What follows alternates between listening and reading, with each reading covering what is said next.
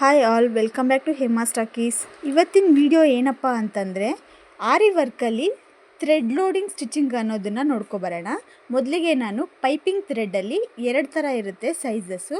ಅದರಲ್ಲಿ ಯಾವುದು ನಮ್ಮ ಸ್ಟಿಚಿಂಗಿಗೆ ಸೂಕ್ತ ಅನ್ನೋದನ್ನು ಸೆಲೆಕ್ಟ್ ಮಾಡಿಕೊಂಡು ಅದು ನಾನು B7000 ಗ್ಲೂನ ಅಪ್ಲೈ ಮಾಡ್ತಾಯಿದ್ದೀನಿ. ಯಾಕಂದರೆ ಅದು ತುಂಬ ಸ್ಟ್ರಾಂಗಾಗಿರುತ್ತೆ. ಅದನ್ನು ಲೈಟಾಗಿ ನಮಗೆ ಯಾವ ಪ್ಲೇಸಲ್ಲಿ ಬೇಕು ಆ ಪ್ಲೇಸಲ್ಲಿ ಅಪ್ಲೈ ಮಾಡಿಕೊಂಡು ಥ್ರೆಡ್ನ ನಾವು ಸ್ಟಿಕ್ ಮಾಡ್ಕೋಬೇಕಾಗತ್ತೆ.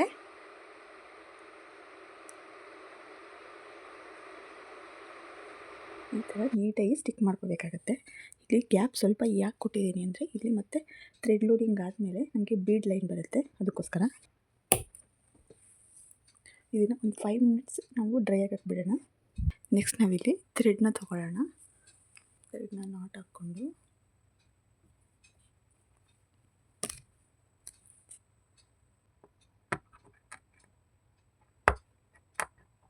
ಜಸ್ಟ್ ಈ ಕಡೆ ಒಂದು ಸರಿ ಆ ಕಡೆ ಒಂದು ಸರಿ ಬಿಡಬೇಕಾಗುತ್ತೆ. ಜಸ್ಟ್ ಜಿಗ್ಜಾಗ್ ಟೈಪಲ್ಲಿ ನಾವು ಸ್ಟಿಚ್ನ ಹಾಕೊಂಡು ಹೋಗಬೇಕಾಗುತ್ತೆ.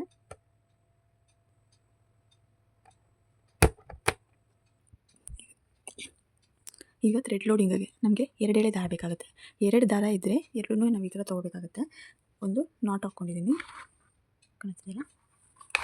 ಇದು ನನಗೆ ಒಂದೇ ಕಲರ್ ಇದ್ದಿದ್ದರಿಂದ 2 ಎಳೆ ದಾರ ತೊಗೊಂಡು ನಾನು ಇದಕ್ಕೆ ಸುತ್ಕೊಂಡಿದ್ದೀನಿ. ಇದನ್ನು ಕೂಡ ನಾಟ್ ಹಾಕ್ಕೊಂಡಿದ್ದೀನಿ. ಈಗ ಫಸ್ಟಿಗೆ ನಾವು ಯಾವ ಕಲರ್ ಬೇಕು ಅಂತ ಸೆಲೆಕ್ಟ್ ಮಾಡ್ಕೊಳ್ಳೋಣ. ನಾನೀಗ ರೆಡ್ ತೊಗೋತಾ ಇದ್ದೀನಿ. ಫಸ್ಟ್ ಇಲ್ಲಿಂದ ಸ್ಟಾರ್ಟ್ ಮಾಡಿ ನೀಡಲ್ ಇನ್ಸೆಟ್ ಮಾಡಿ ಥ್ರೆಡ್ನ ಮೇಲೆ ತೊಗೊಂಡು ಈ ಕಡೆಯಿಂದ ಒಂದು ನಾಟ್ ಹಾಕಿ ಪಕ್ಕದಲ್ಲೇ ಇನ್ನೊಂದು ನಾಟ್ ಹಾಕೊಳ್ಳೋಣ. ಇನ್ನೊಂದು ಸ್ಟಿಚ್ಚು ಸೇಮ್ ಇದೇ ರೀತಿ ಮಾಡ್ಕೊಂಡು ಹೋಗಬೇಕಾಗುತ್ತೆ.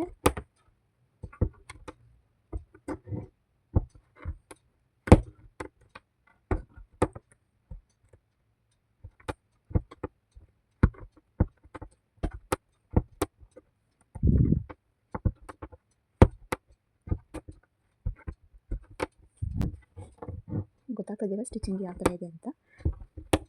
ನೀಡಲ್ ಇನ್ಸರ್ಟ್ ಥ್ರೆಡ್ ತೊಗೊಂಡು ಪಕ್ಕದಲ್ಲಿ ಇನ್ನೊಂದು ಸ್ಟಿಚ್ ಹಾಕ್ಕೊಳ್ಳೋದು.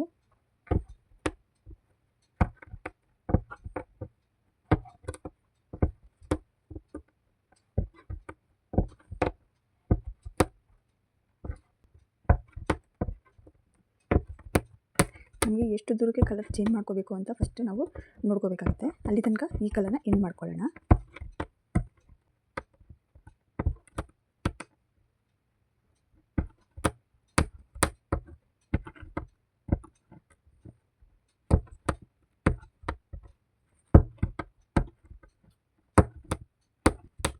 ತುಂಬ ಹತ್ತಿರ ನಾವು ಇದನ್ನು ಸ್ಟಿಚ್ನ ಕೊಡಬೇಕಾಗುತ್ತೆ. ಯಾಕಂದರೆ ನಮಗೆ ವೈಟ್ ಥ್ರೆಡ್ ಆಗಿರೋದ್ರಿಂದ ಮೇಲೆ ನಮಗೆ ಯಾವುದೇ ಥರ ವೈಟ್ ಕಲರ್ ಗ್ಯಾಪ್ಸ್ ನಮಗೆ ಕಾಣಿಸ್ಬಾರ್ದು.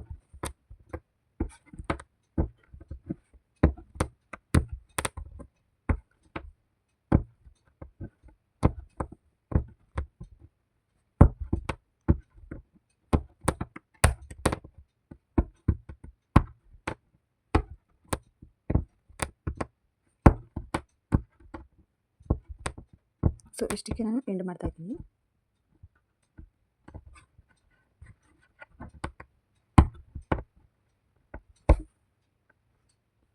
ಎಲ್ಲೂ ಕೂಡ ನಮಗೆ ರಿಂಕಲ್ಸ್ ಆಗಲಿ ಥ್ರೆಡ್ ಕಾಣೋದಾಗಲಿ ಆಗಬಾರ್ದು.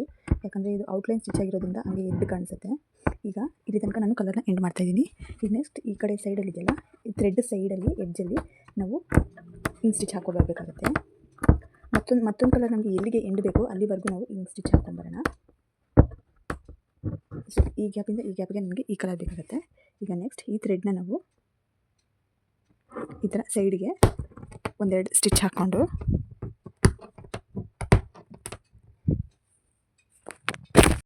ಈ ಥರ ಎಡ್ಜಲ್ಲಿ ನಾವು ಸ್ಟಿಚ್ ಹಾಕ್ಕೊಂಡು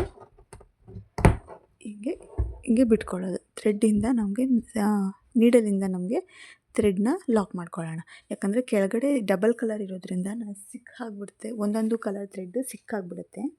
ಅದಕ್ಕೋಸ್ಕರ ಮತ್ತೊಂದು ನೀಡಲಿಂದ ನಾನು ನೆಕ್ಸ್ಟ್ ಕಲರ್ನ ಸ್ಟಾರ್ಟ್ ಮಾಡ್ಕೊಂಡು ಹೋಗ್ತೀನಿ.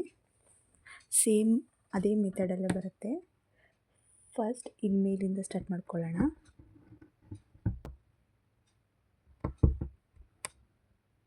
ಸೇಮ್ ಸ್ಟಿಚ್ಚೇ ಬರುತ್ತೆ. ನೀಡಲ್ ಇನ್ಸರ್ಟ್ ಒಂದು ಸರಿ ಥ್ರೆಡ್ನ ಹೊರಗೆ ತಗೊಂಡು ಮತ್ತೆ ಪಕ್ಕದಲ್ಲೇ ಇನ್ಸರ್ಟ್ ಮಾಡಿ ಒಂದು ಸ್ಟಿಚ್ ಮಾಡ್ಕೊಳ್ಳೋದನ್ನು ಕೆಳಗಡೆ ಥ್ರೆಡ್ನ ನಾವು ನೀಟಾಗಿ ನೋಡ್ಕೋಬೇಕಾಗುತ್ತೆ. ಒಂದು ಸರಿ ಸಿಕ್ಕಾಗ್ಬಿಡ್ತು ಅಂದರೆ ಅದನ್ನು ತೆಗಿಯೋಕ್ಕೆ ಕಷ್ಟ ಆಗುತ್ತೆ.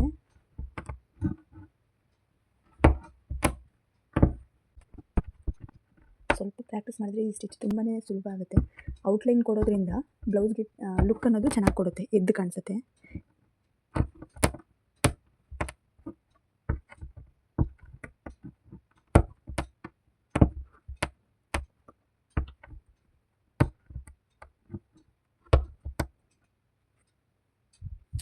ಸ್ವಲ್ಪ ಝೂಮ್ ಮಾಡಿ ತೋರಿಸ್ತಾ ಇದ್ದೀನಿ.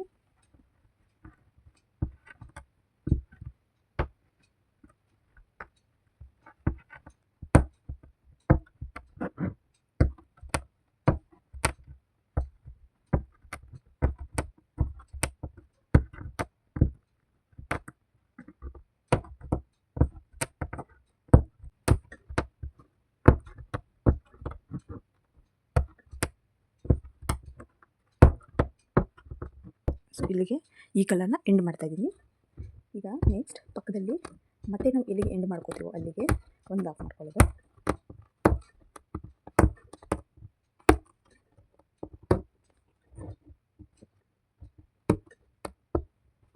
ನೆಕ್ಸ್ಟ್ ಕಲರ್ನ ಇಲ್ಲಿಗೆ ಎಂಡ್ ಮಾಡ್ಕೋಬೇಕಾಗುತ್ತೆ. ಸೊ ಈಗ ಈ ಥ್ರೆಡ್ನ ಈ ಕಡೆ ಸ್ಟಿಚ್ ಹಾಕ್ಕೊಂಡು ಎಂಡ್ ಮಾಡ್ಕೊಳ್ಳೋಣ.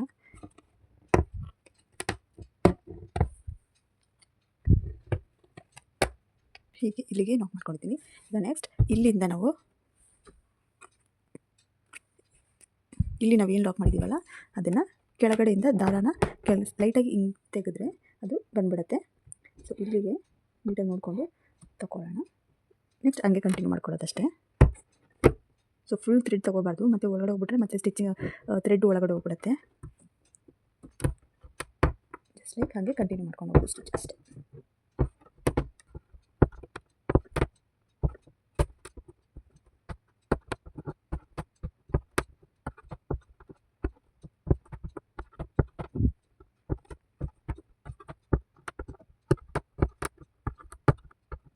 ನಾವು ಸ್ಟಾರ್ಟಿಂಗಲ್ಲಿ ಯಾವ ಆ್ಯಂಗಲಲ್ಲಿ ನಾವು ಶೇಪ್ ಕೊಡ್ತೀವೋ ಎಡ್ಜ್ವರೆಗೂ ನಾವು ಅದೇ ಆ್ಯಂಗಲಲ್ಲಿ ಶೇಪ್ ಕೊಡಬೇಕಾಗುತ್ತೆ.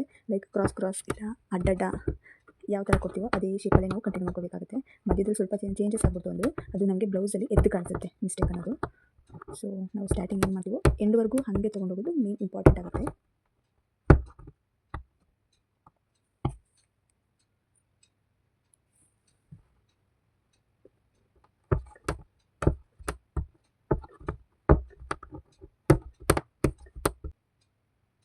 ಈ ಸ್ಟಿಚ್ ಹಾಕುವಾಗ ಎರಡೂ ಥ್ರೆಡ್ಡು ನಿಮಗೆ ಬರ್ತಿದೆಯಾ ಅಂತ ನೋಡ್ಕೊಳ್ಳೋದು ತುಂಬ ಇಂಪಾರ್ಟೆಂಟ್ ಆಗುತ್ತೆ. ಡಬಲ್ ಥ್ರೆಡ್ ನಾವು ಏನು ಕೊಟ್ಟಿರ್ತೀವಲ್ಲ ಅದು ಕರೆಕ್ಟಾಗಿ ನಮಗೆ ಎರಡೂ ಥ್ರೆಡ್ ಸಿಗ್ತಿದೆಯಾ ಅಂತ ನೋಡ್ಕೊಳ್ಳೋದು ಮೇನ್ ಇಂಪಾರ್ಟೆಂಟ್ ಆಗುತ್ತೆ. ಸಾರಿ,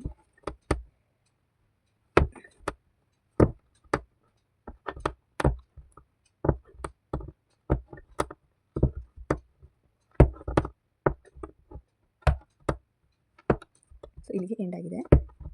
ನಾವು ಇಲ್ಲಿಗೆ ಎಂಡ್ ಮಾಡಿಕೊಂಡು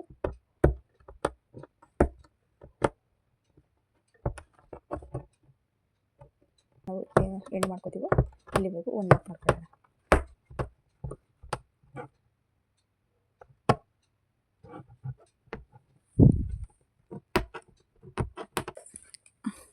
ನೆಕ್ಸ್ಟ್ ಇಲ್ಲಿ ನಾವು ಏನು ಥ್ರೆಡ್ ಲಾಕ್ ಮಾಡಿದ್ವೋ ಅದನ್ನು ನಿಧಾನಕ್ಕೆ ರಿಮೂವ್ ಮಾಡಿಕೊಂಡು just same as it is ನಾವು ಸ್ಟಿಚ್ನ ಕಂಟಿನ್ಯೂ ಮಾಡ್ಕೊಳ್ಳೋದು. ಪೂರ್ತಿ ಕಂಪ್ಲೀಟ್ ಮಾಡ್ಕೊಂಡು ಬರ್ತೀನಿ. ನೆಕ್ಸ್ಟ್ ನಾವು ಬೀಡನ್ನ ಕೊಡಬೇಕಾಗುತ್ತೆ. ಸೊ ಈಗ ಎಡ್ಜಲ್ಲಿ ಬಂದಿದೆ. ಎಡ್ಜಲ್ಲಿ ನಾನು ಗೋಲ್ಡನ್ ಥ್ರೆಡ್ನ ಎಂಡ್ ಮಾಡಿಕೊಂಡು ಇಲ್ಲಿ ಚೈನ್ ಸ್ಟಿಚ್ ಹಾಕ್ಕೊಂಡು ನಾಟ್ ಹಾಕ್ಕೊಂಡು ಎಂಡ್ ಮಾಡ್ಕೊಂಡಿದ್ದೀನಿ. ಈಗ ನೆಕ್ಸ್ಟ್ ರೆಡ್ ಥ್ರೆಡ್ ಏನಿದೆ ಅದನ್ನು ರಿಮೂವ್ ಮಾಡಿಕೊಂಡು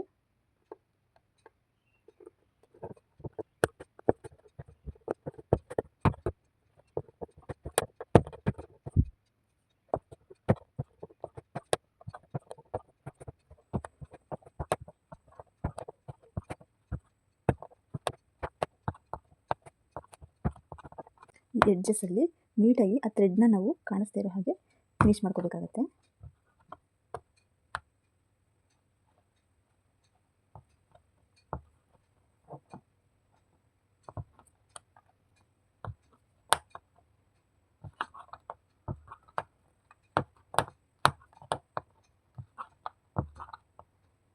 ಈಗ ಇಲ್ಲಿ ಎಡ್ಜಸಲ್ಲಿ ಒಂದು ಸೂಜಿ ಮೇಲೆ ತೊಗೊಂಡು ಅದು ಒಳಗಡೆಯಿಂದಲೇ ಥ್ರೆಡ್ ತೊಗೋಬೇಕು. ನೋಡಿ ಕಾಣಿಸ್ತಿದ್ದೀರಾ, ಜೂಮ್ ಮಾಡ್ತೀನಿ. ಇದು ಒಳಗಡೆಯಿಂದ ಥ್ರೆಡ್ ತೊಗೊಂಡು ಈ ಥ್ರೆಡ್ ಇದೆಯಲ್ಲ, ಈ ಥ್ರೆಡ್ ಒಳಗಡೆ ಕೆಳಗಡೆ ಇರೋ ಥ್ರೆಡ್ನ ತೊಗೊಂಡು ಕೆಳಗಡೆಯಿಂದ ಲಾಕ್ ಮಾಡ್ಕೋಬೇಕು. ಟೈಟಾಗಿ ಲಾಕ್ ಆಗುತ್ತೆ. ಇದೊಂದು ಥ್ರೆಡ್ ಬಂದುಬಿಡುತ್ತೆ ಮೇಲೆ.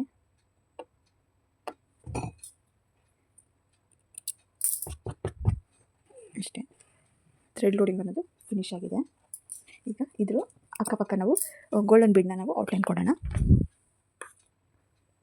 ಬೀಡ್ ಸ್ಟಿಚಿಂಗಿಗೆ ನಾರ್ಮಲ್ ಥ್ರೆಡ್ನ ತೊಗೊಂಡಿದ್ದೀನಿ. ನಾರ್ಮಲ್ ಥ್ರೆಡ್ನ ಲಾಕ್ ಮಾಡ್ಕೊಂಡಿದ್ದೀನಿ. ಇದಕ್ಕೆ ನಾವು ಐರನ್ ನೀಡಲ್ನ ಯೂಸ್ ಮಾಡಬೇಕಾಗತ್ತೆ. ಫೇಸಸ್ ನೋಡಿ ಹಿಂಗಿದೆ ಇರ್ತದೆ. ಸೊ ಈಗ ಕೆಳಗಿಂದ ಥ್ರೆಡ್ನ ತೊಗೊಂಡು ಬ್ಯಾಕ್ ಸ್ಟಿಚ್ ಹಾಕ್ಕೊಂಡು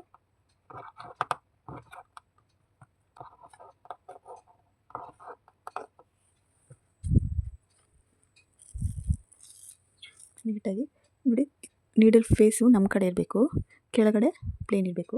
ನೀಟಾಗಿ ನಾವು ಬೀಡ್ ಈ ಥರ ಸ್ಲೋವಾಗಿ ಮಾಡಿಕೊಂಡ್ರೆ ಥ್ರೆಡ್ ಅನ್ನೋದು ನೀಡಲ್ಗೆ ನೀಟಾಗಿ ಸೆಟ್ ಆಗುತ್ತೆ. ಬೀಡ್ ಅನ್ನೋದು ನಾವು 2 ಬೀಡ್ ಅಷ್ಟೇ ಕೊಡಬೇಕಾಗುತ್ತೆ. ಜಾಸ್ತಿ ಬೀಡ್ ಕೊಟ್ಟರೆ ಲೂಸ್ ಆಗೋದು, ಆ ಥರ ಫಿನಿಶಿಂಗ್ ಅನ್ನೋದು ನೀಟಾಗಿ ಬರೋಣ.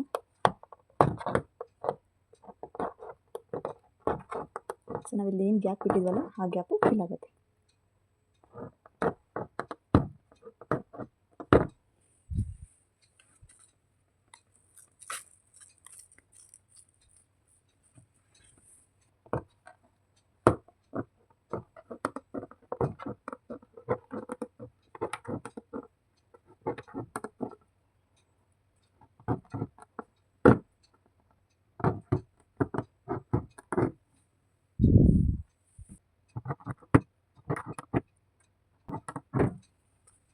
So bead finishing ಮಾಡ್ಕೊಬರ್ತೀನಿ.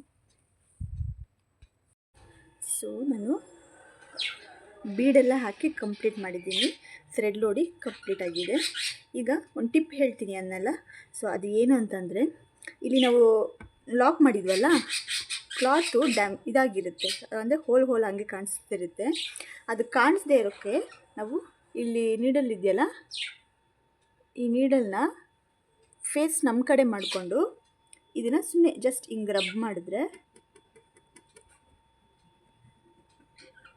ಅದು ಹೋಲ್ ಅನ್ನೋದು ಕಂಪ್ಲೀಟಾಗಿ ಹೊರಟೋಗ್ಬಿಡುತ್ತೆ. ನಮಗೆ ಆ ಜಾಗದಲ್ಲಿ ನಾವು ಅದನ್ನು ಮಾಡಿದ್ದೀವ ಅಂತ ಕೂಡ ನಮಗೆ ಕಾಣಿಸೋದಿಲ್ಲ ಅದನ್ನು.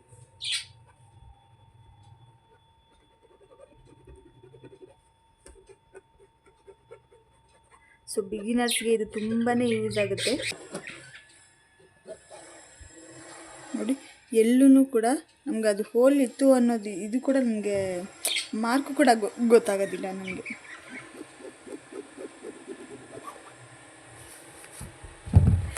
ಈ ರೀತಿ ನಾವು ಕ್ಲಾತ್ನ ಟೈಟ್ ಮಾಡ್ಕೊಳ್ಳೋವಾಗ ಇಂಥ ಕ್ಲಾತ್ ಆದರೂ ಕೂಡ ಸ್ವಲ್ಪನಾದರೂ ಗ್ಯಾಪ್ ಅನ್ನೋದು ಕಾಣಿಸ್ಬಿಡುತ್ತೆ. ಸೊ ಆ ಟೈಮಲ್ಲಿ ನಾವು ಈ ಥ್ರೆಡ್ನ ನಾವು ಕ್ಲೋಸ್ ಮಾಡ್ಕೋತಾ ಬಂದರೆ ಯಾವುದೇ ರೀತಿ ಡ್ಯಾಮೇಜ್ ಅನ್ನೋದು ನಮಗೆ ಕಾಣಿಸೋದಿಲ್ಲ. ಇದೇ ರೀತಿ ಹೆಚ್ಚಿನ ಯೂಸ್ಫುಲ್ ವೀಡಿಯೋಗೋಸ್ಕರ ನಮ್ಮ ಪೇಜ್ನ ಫಾಲೋ ಮಾಡಿಕೊಂಡು ಸಬ್ಸ್ಕ್ರೈಬ್ ಮಾಡಿ ಸಪೋರ್ಟ್ ಮಾಡಿ. Thank you for watching.